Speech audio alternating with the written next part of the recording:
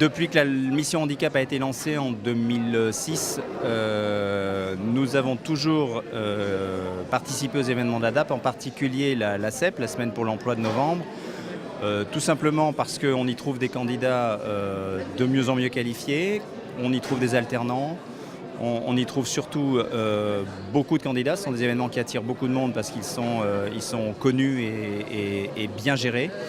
Donc globalement, on est satisfait de cette collaboration. On a des partenariats maintenant au travers du réseau engagé avec les événements qui sont organisés autour de la Semaine du handicap, autour du Forum Emploi.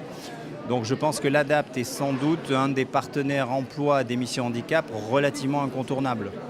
Je pense qu'à partir du moment où on arrive difficilement à trouver des candidats qualifiés ou très qualifiés, parce qu'en l'occurrence la Française des Jeux recrute plutôt avec +5, donc très qualifiés, si on n'y arrive pas, ça ne sert pas forcément à grand-chose de chercher les raisons profondes pour lesquelles on n'y arrive pas. On les connaît, il y a peu de personnes en situation de handicap qui vont jusqu'au bout d'un parcours long, où le handicap survient à un moment de la vie où on n'a plus l'opportunité de reprendre des études.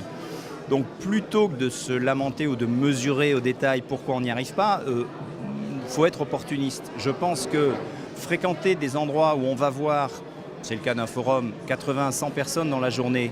Si on rentre, et c'est le cas jusqu'à présent de la Française des Jeux, si on rentre chez nous avec 2-3 CV d'alternants qui correspondent à nos métiers, 2 personnes en CDD qui pourraient nous éviter de prendre une intérimaire, et puis peut-être un juriste par exemple qui cherche un CDI, et qu'on arrive à en concrétiser au moins 1 ou 2, le coût d'un forum à l'ADAPT, c'est le quart du coût des honoraires d'un chasseur.